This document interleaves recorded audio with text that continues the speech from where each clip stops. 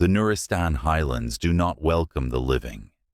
Sheer cliffs like broken teeth rise from snow-choked valleys. The air hangs heavy, not with cold, but with something older.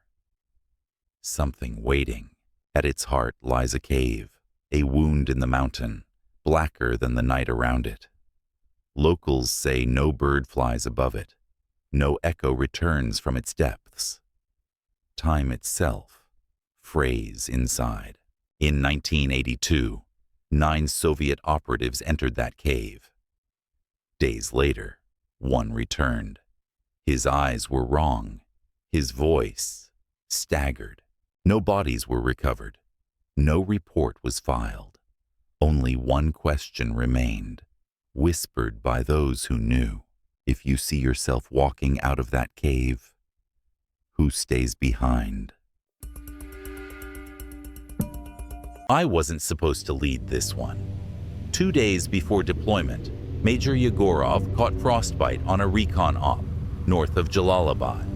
Command shifted me in. No time to prep, just a direct flight and a single classified brief. Something about radio blackouts and missing patrols near a newly unearthed cave system in Nuristan. The usual Soviet denial stamped on top. Vimpel 14 touched down just after first light. 9 of us. We'd done deep recon in places that didn't exist on the maps. But the moment we hit the snow near that gorge, something felt off. No birds flushed at the helicopter's roar. No movement in the trees. The snow beneath our boots compressed with a sound I still can't describe. Not crisp, not dull, just wrong. Lieutenant Markin caught my eye when I ordered the perimeter sweep.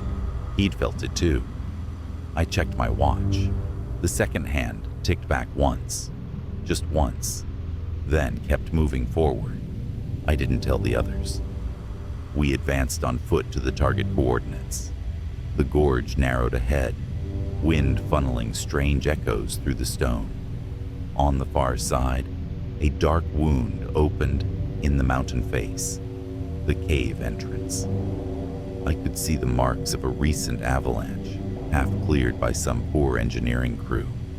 Before we moved closer, a local shepherd, thin, ragged, barely a man, appeared out of the trees. No weapon, just a worn amulet clutched in his palm. He muttered something I barely caught through the interpreter. Don't follow the voices. They remember. I gave the order to proceed.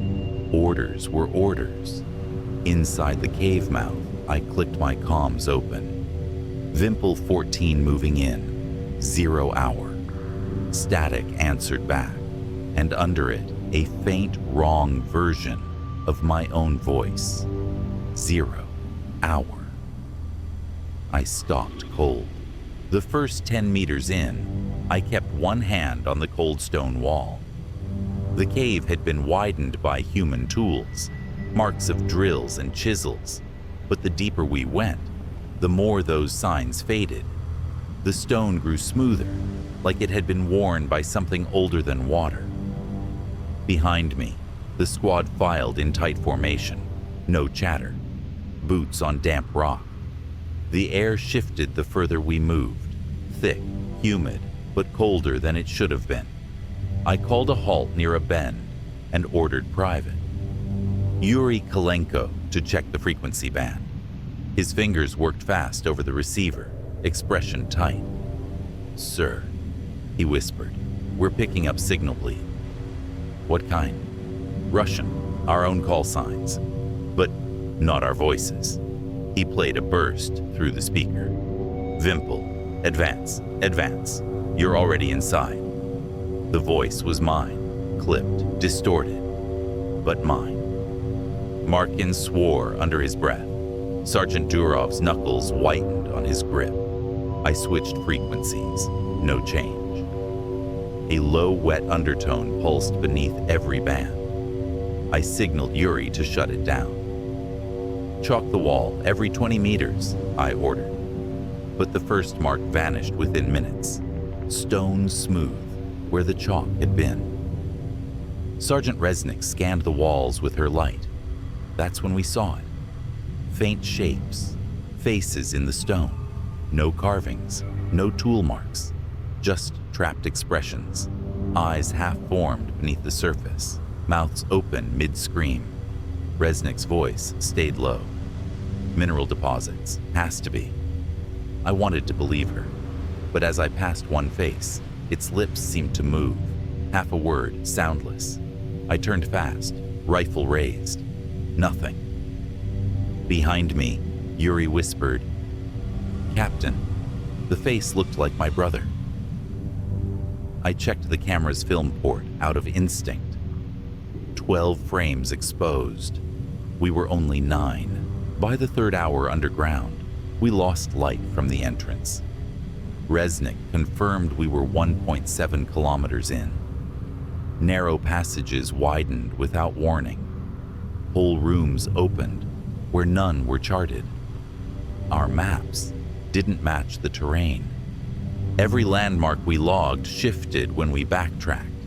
We set base camp in a natural cavern, roughly 30 meters wide.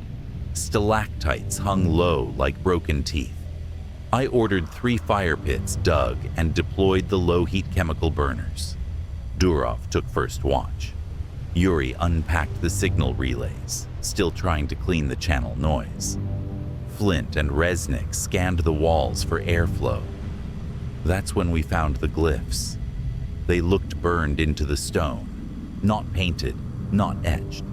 They shimmered faint red under low light, lines and rings, interwoven with a shape almost resembling an eye, but only when viewed alone.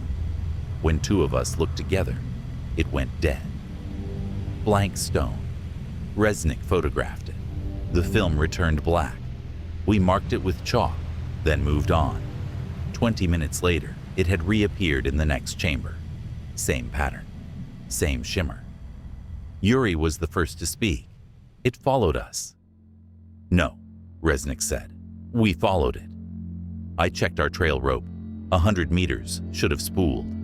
I pulled back maybe 25. The rest was gone. We set motion sensors around the camp and rotated watches. Durov didn't sleep. Neither did I. The rock around us seemed to pulse, not audibly, in pressure, like the cave was breathing. Just before my shift ended, I heard whispering. Not voices, my voice. Repeating the phrase, "I'm not supposed to be here." I checked my watch again. It was ticking forward, then stopped, then ticked back. Just once. We pushed deeper the next morning, if it was morning. Our clocks had started to drift. Resnick's analog ran fast. Yuri's lagged behind. Mine just stopped showing time altogether. Markin suggested setting beacons every 50 meters. Durov handled the placement, but within 2 chambers, the first 2 beacons failed to register on Yuri's scanner, as if they had been moved or erased. Then the radio signal returned. No warning, just a sharp burst in my earpiece.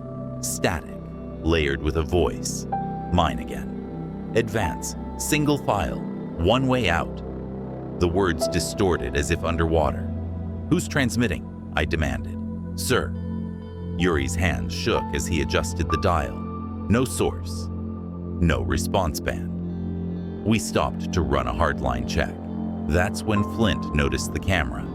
His last roll of film, meant to capture the glyph, showed something else.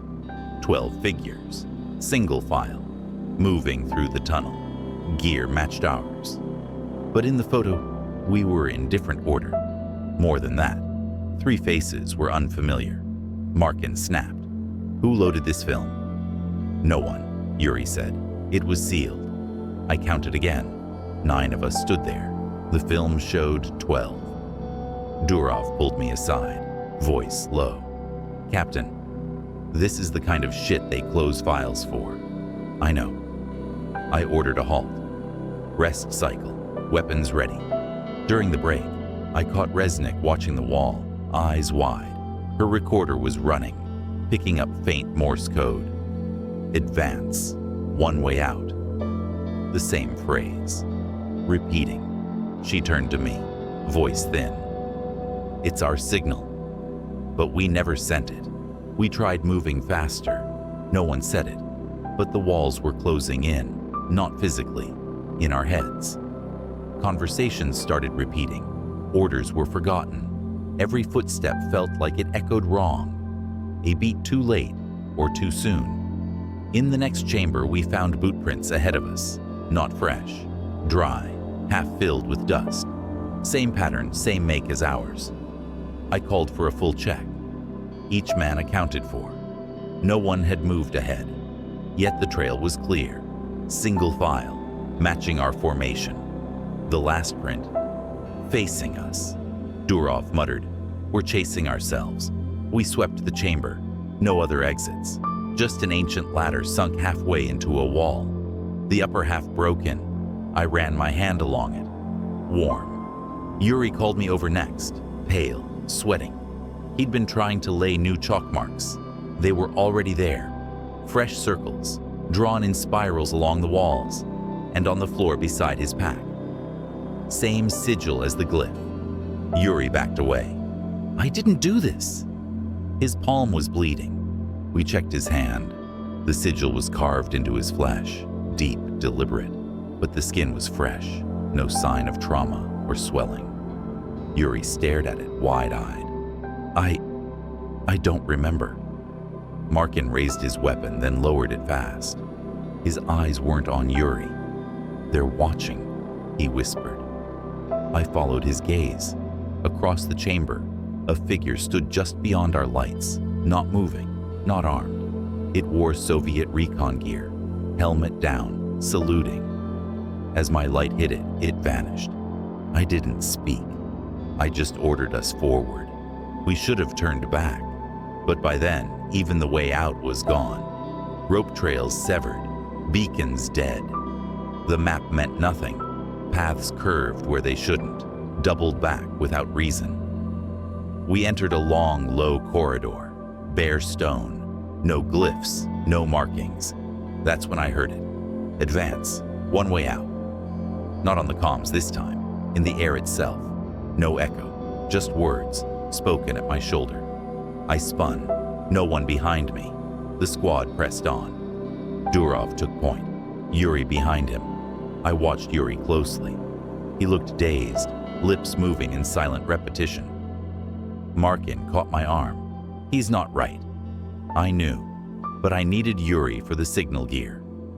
Midway down the corridor, the walls changed, smooth to rough, then back again. The floor beneath us pulsed subtly, like a heartbeat in stone. Resnick stopped dead. "Captain," she whispered, "don't look directly at it." I followed her gaze. Another glyph, only this one wasn't on the wall. It hovered, faint, like heat haze in the air. Its lines flickered red when viewed alone, dark when watched by more than one set of eyes. I ordered everyone to form up, rifles trained.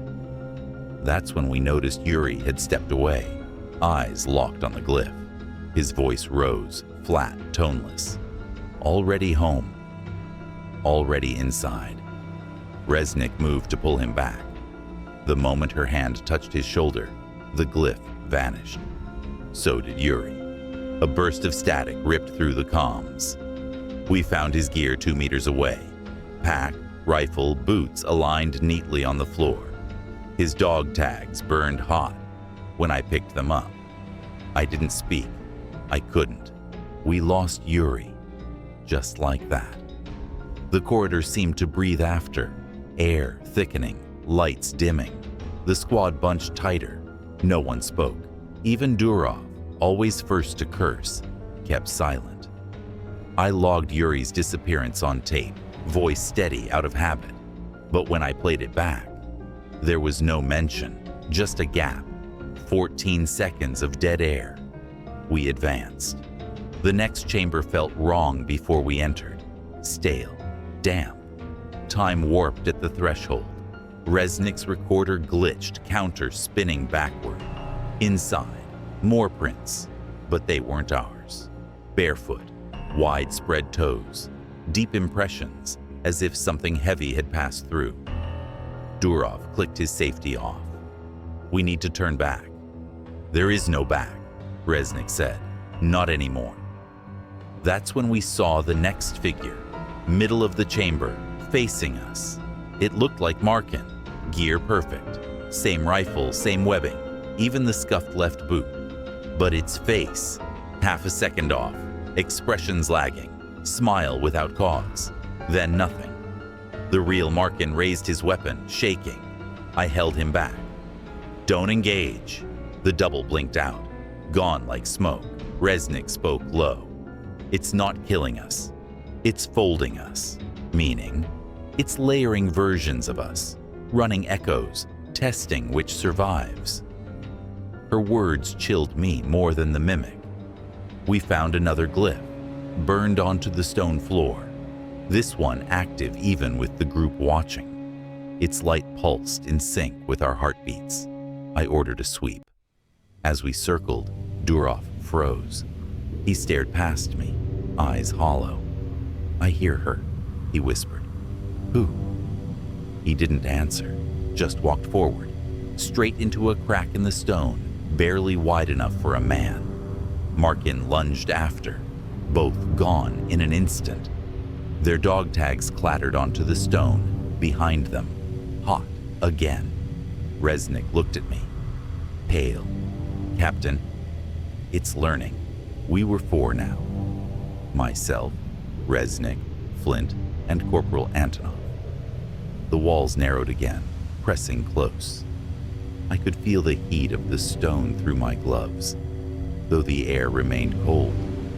Resnick's recorder picked up fragments of speech every few meters. "Already home. Fold complete. Observe." None of us spoke aloud. Every word sounded too loud. We entered a sloping passage where no slope should have been. Gravity felt uneven, steps lighter, then heavier. Resnick's compass spun aimlessly. That's when Flint froze mid-step, one hand raised. "Captain," he whispered, voice thin, "you need to see this." He pointed ahead.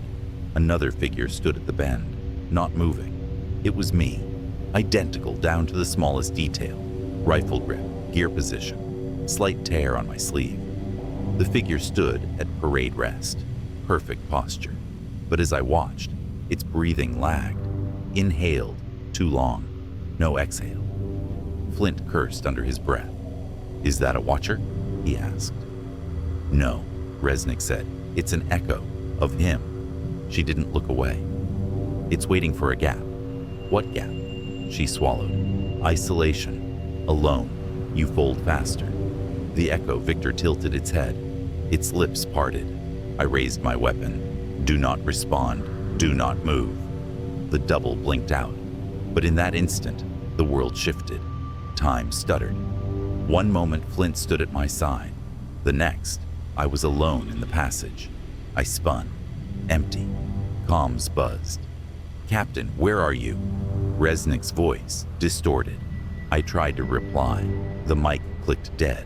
Then ahead, the same passage looping. 3 identical echoes of myself stood at intervals, all facing me. Each began to raise its hand in slow, deliberate salute. I refused to blink. 3 of me stood ahead, silent, hands half raised in salute.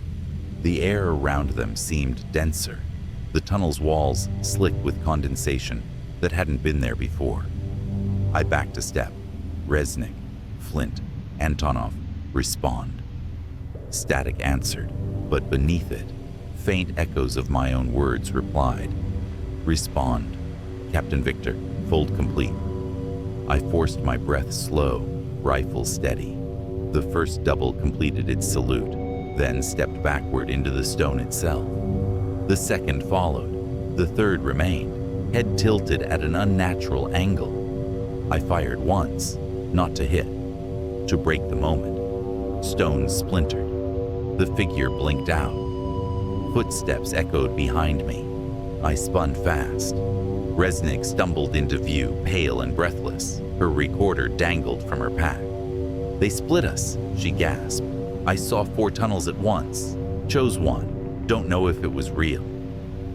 No sign of Flint or Antonov. Resnick steadied herself against the wall. Her hand trembled, faint red glow beneath her glove. I grabbed her wrist. She pulled back too late.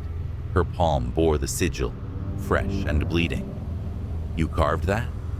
No, she whispered. It burned through. I checked her recorder. It looped a single phrase. You are already folded. No timestamp, no track. We pressed on. No choice. Every chamber led deeper. The stone changed. Veins of some metallic ore pulsed faintly beneath the surface. Ahead, I glimpsed motion. Flint, or his echo, knelt by the wall, back to us. Flint, I called. He turned, face slack, eyes glowing faint red. Beside him, another figure stood, towering, featureless, watching me. I aimed. Resnick's hand gripped my arm. Don't. It sees through us. We couldn't help Flint. Whatever sat inside him wasn't Flint anymore. His eyes tracked us, but without recognition. The figure beside him, tall, thin, blurred at the edges, remained still. I pulled Resnick back. We circled wide. The walls grew warmer as we moved. Faint vibration through the floor, like distant machinery. Our lights caught more of the metallic veins, pulsing now in rhythm with our heartbeats. Resnick spoke low. They're folding us against our own perception. If we stop moving, we lose, I finished. Next chamber, larger, natural cave, blending into an artificial structure. A Soviet console sat half buried in stone, rusted, cracked. Antennae snapped. Cables trailed off into the walls like veins. Resnick powered her recorder. Static hissed. Then a voice, not mine, not hers. You are one of many. All are incomplete. Continue. We searched fast. Antonov's helmet lay at the console's base. No body.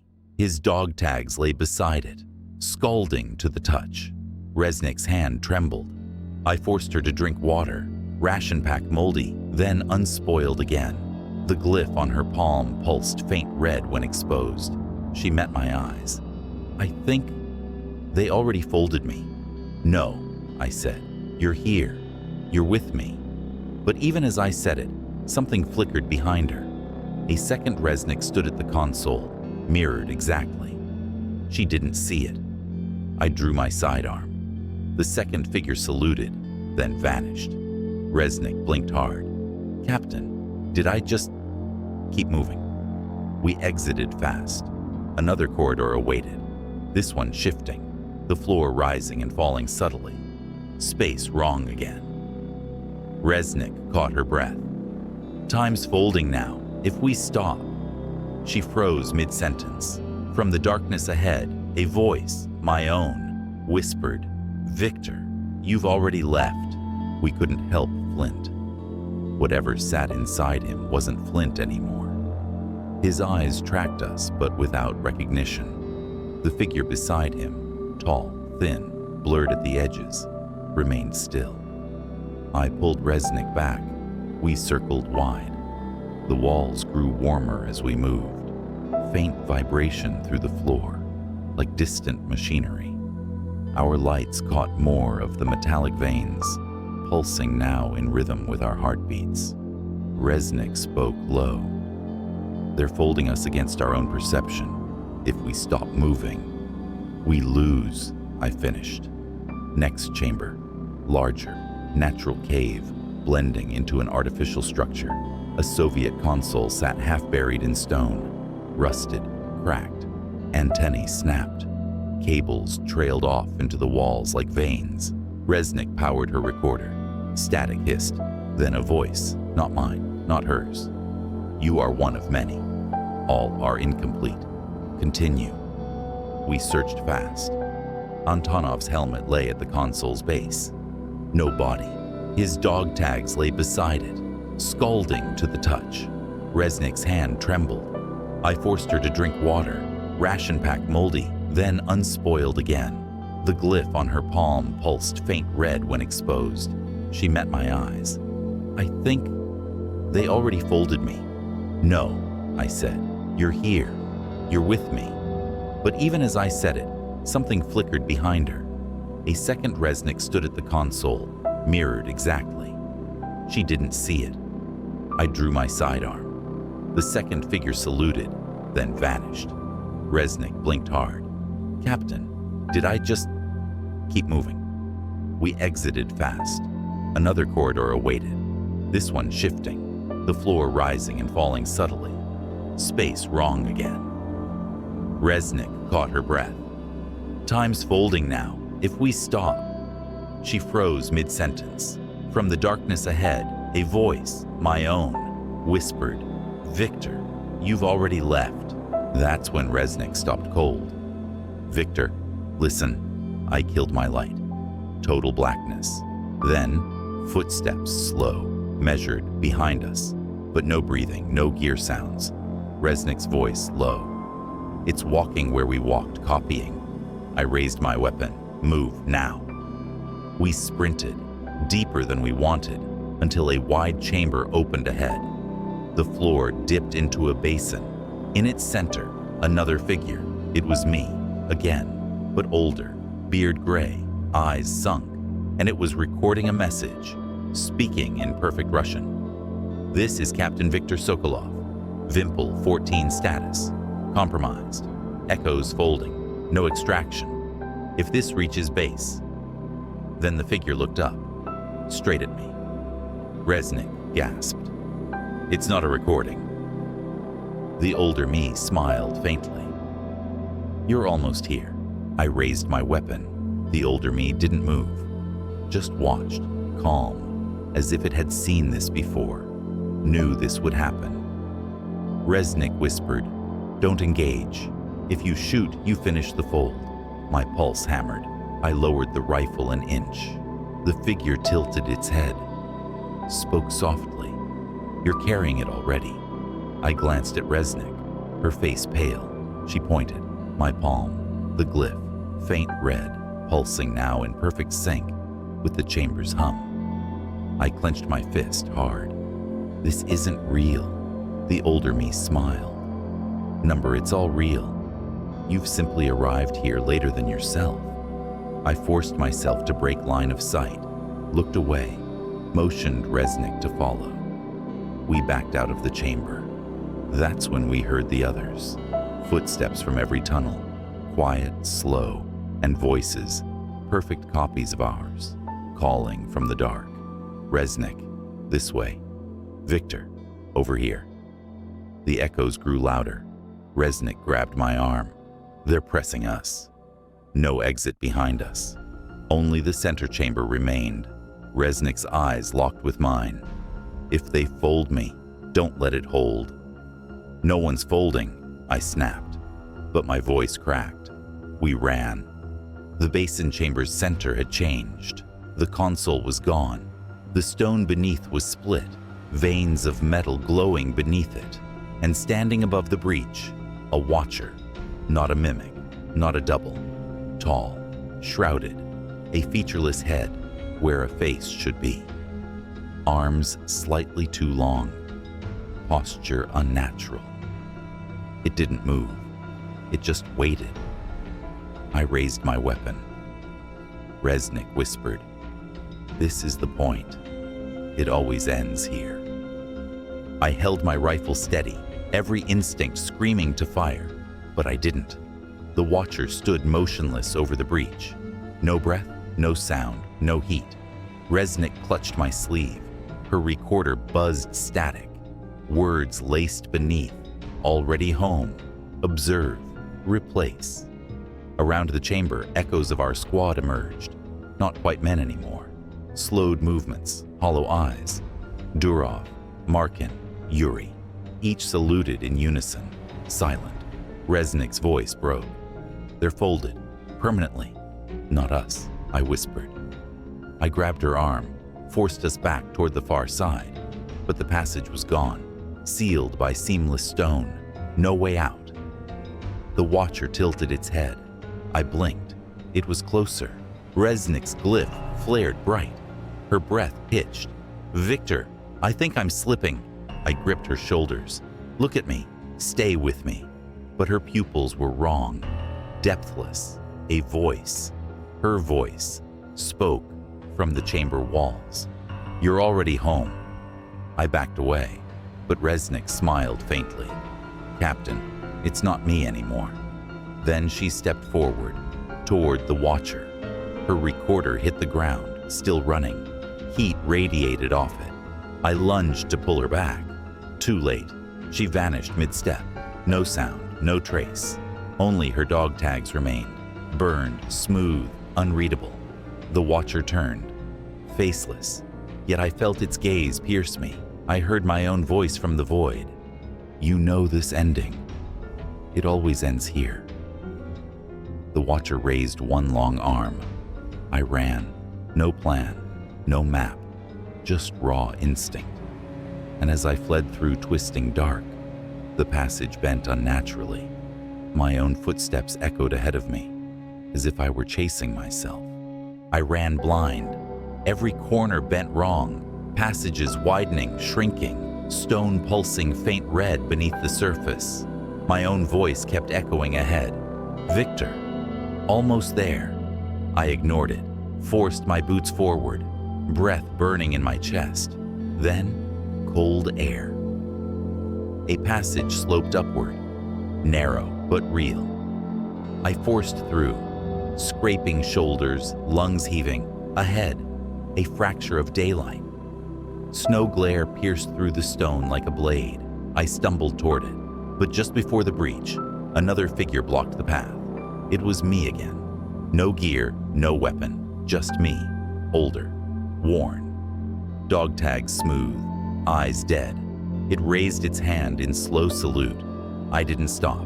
I charged through it, met no resistance. An empty suit. As I broke through the gap, the world tilted. Snow and light collapsed into darkness, then snapped back. I sprawled into the open, cold wind, daylight, alive. For a moment, silence. Then, a faint voice from behind the stone. "You've already left." I rolled to my feet. A shepherd's dog barked nearby. Figures rushed toward me. Local herders, faces shocked, their words blurred. I heard only one. 5 days. You were gone 5 days. 5. I'd counted 11. They dragged me toward warmth. But as they lifted me, one old man caught my wrist, stared down. The glyph burned faint red on my palm, and his eyes widened in silent recognition. I passed out. I woke in a Soviet field hospital, Efi in my arm, beard longer, muscles weak. Base commander sat across from me, file open, eyes sharp. "You were gone 5 days, Captain Sokolov." I tried to speak, voice cracked dry. He showed me a photo, grainy, black and white. 9 soldiers entering a cave, none of us, but each wore our faces. "This was found undeveloped in your pack." I stared. "Where are the others?" He closed the file. "You returned alone." Later that night, someone slipped a tape recorder into my room. No label. I played it. Resnick's voice, faint, distorted. "You're already home. You're already home." I slammed it off. Couldn't sleep. Weeks passed. Then, news. Yuri Kolenko found dead in his apartment. Gunshot wound. Mirror shattered. Glyph burned on his palm. His neighbors swore. We saw him saluting someone in the window. No one else was there. I still hear Resnick's whisper. I still wake sweating. The glyph. It still glows. Only when I'm alone. I don't know if I ever left that cave. I don't know if I'm Viktor Sokolov anymore. But if you hear this, don't follow the signal. Don't answer the voice. And if you see a man saluting in the dark, don't salute back.